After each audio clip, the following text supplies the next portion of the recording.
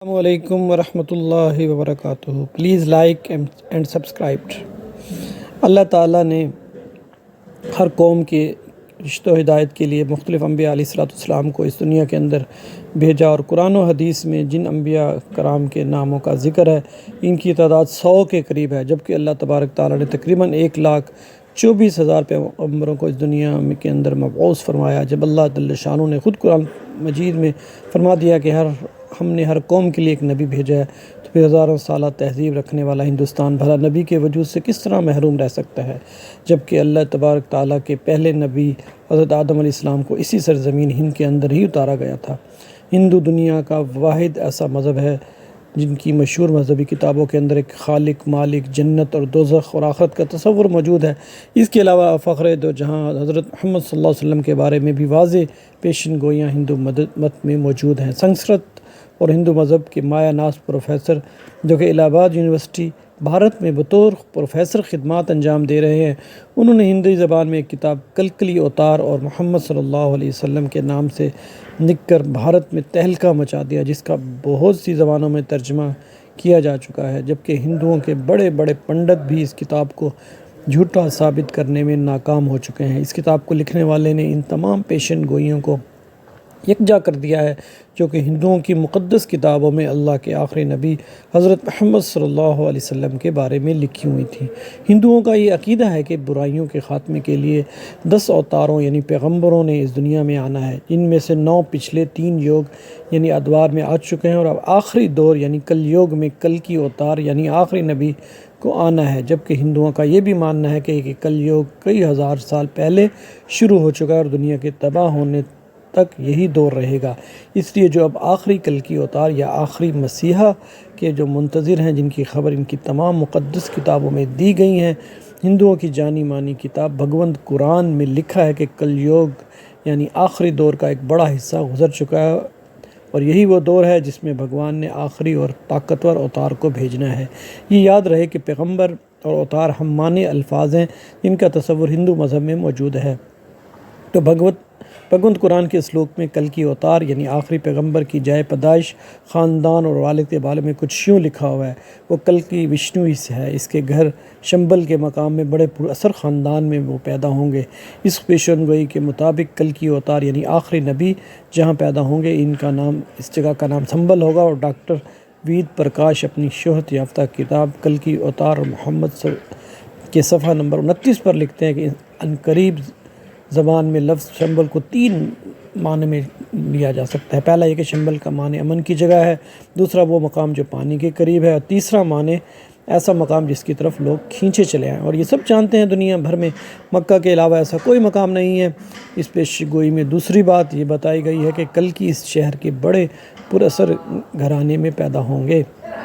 اور ایک معروف حقیقت یہ ہے کہ نبی اکرم صلی اللہ علیہ وسلم کے دادا جان عبد المطلب قریش کے سردار اور بیت اللہ کے متولی تھے۔ زیر نظر پیشن گوئی میں کل کی اوتار یعنی آخری نبی کے والد کا نام وشنو یش لکھا گیا ہے۔ وشنو یش کی تعریف ہندوؤں کی مقدس کتاب کے ایک وید میں اس طرح بیان کی گئی ہے کہ وشنو خدا کا نام ہے اور یش کا معنی ہے بندہ یعنی غلام، یعنی وشنو یش کا مطلب ہوگا اللہ کا بندہ، یعنی محمد صلی اللہ علیہ وسلم کے والد محترم کا نام بھی عبداللہ یعنی اللہ کا بندہ ہے۔ اور کل کی قرآن کے صفحہ نمبر 11 پر کل کی اوتار یعنی آخری نبی کی والدہ کا نام سومتی لکھا گیا ہے، اور سنسکرت میں اس معنی پرامن یا امن والی کے ہیں، جبکہ حضرت محمد صلی اللہ علیہ وسلم کی والدہ کا نام بھی آمنہ یعنی امن والی تھا۔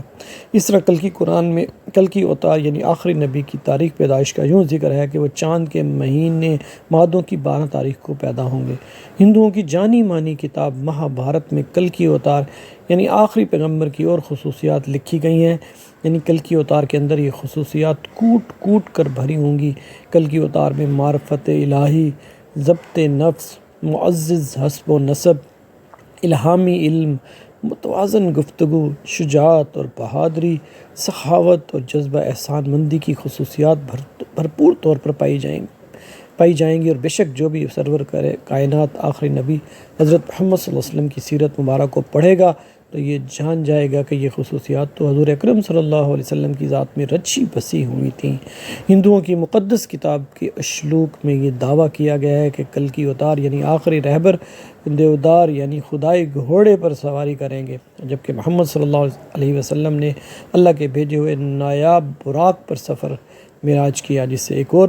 پیشن گوئی بھی پوری ہو جاتی ہے۔ ان تمام پیشن گوئی سے یہ بات ثابت ہوتی ہے کہ ہندو جس آخری کلکی اوتار کا انتظار کر رہے ہیں وہ کوئی اور نہیں بلکہ محمد عربی حضرت محمد صلی اللہ علیہ وسلم، اور ان کی مقدس کتابوں کے اندر جس آخری مسیحا یعنی کلکی اوتار کا ذکر ہے، ان کے بارے میں جو تمام پیشن گوئیاں کی گئی ہیں وہ حضور اکرم صلی اللہ علیہ وسلم کی ذات اقدس کے اندر موجود ہیں۔ لہٰذا یہ تمام پیشن گوئیاں اس بات کو ثابت کرتی ہیں کہ ہندو جس نبی کی امت ہے وہ حضرت محمد صلی اللہ علیہ وسلم کی ذات اقدس ہے، جو کہ آج سے 1450 سال پہلے اس دنیا میں تشریف لا چکی ہیں۔ جیسا کہ آخری کلکی اوتار کے بارے میں ہندوؤں کی مقدس کتابوں نے پیشن گوئی کی تھی کہ حضور اکرم صلی اللہ علیہ وسلم کی والدہ کا نام سومتی اور آپ کے والد کا نام وشنو یش یعنی کہ عبداللہ تھا۔ لہٰذا ان تمام پیشن گوئیوں سے یہ بات ثابت ہوتا ہے کہ ہندو حضور اکرم صلی اللہ علیہ وسلم کی امت ہیں۔ کلکی قرآن نامی ہندی کتاب کے صفحہ نمبر 5 پر کلکی اوتار یعنی آخری نبی کی یہ پیشن گوئی بھی کی گئی ہے کہ اپنے 4 ساتھیوں کے ساتھ مل کر شیطان کو تباہ و برباد کر دے گا، اور اس کے علاوہ ایک اور اہم پیشن گوئی یہ بھی کی گئی ہے جس کا ترجمہ یہ ہے کہ جنگ کے میدان میں ان کی دیوتاؤں یعنی فرشتوں کے ذریعے سے مدد کی جائے گی، جبکہ ہندو مذہب میں فرشتوں کے لیے دیوتا کا لفظ عام استعمال کیا جاتا ہے۔ اب اگر دیکھا جائے تو ان تمام پیشن گوئی سے یہ بات ثابت ہوتی ہے کہ ہندو جس آخری کلکی اوتار کا انتظار کر رہے ہیں وہ حضور اکرم صلی اللہ علیہ وسلم ہیں، کیونکہ نبی اکرم صلی اللہ علیہ وسلم ہی فرشتوں کے ذریعے سے مختلف غزوات میں مدد ان کی گئی، جس کا ذکر قرآن مجید میں واضح طور پر موجود ہے۔ محمد عربی صلی اللہ علیہ وسلم وہ ہستی ہیں جن کے بارے میں قدیم مذاہب کے ماننے والوں کو خود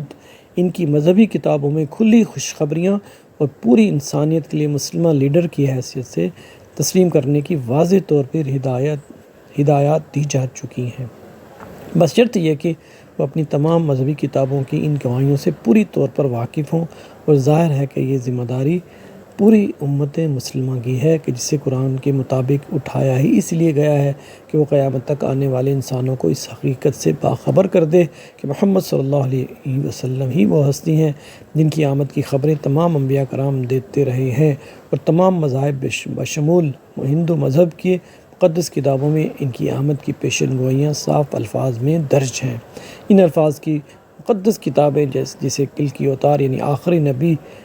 پیغمبر کی دعائیں دے رہی ہیں وہ کوئی اور نہیں بلکہ محمد صلی اللہ علیہ وسلم ہیں، جن کی آمد کے بعد اب کسی نبی رسول اور رہبر کو کبھی بھی نہیں آنا۔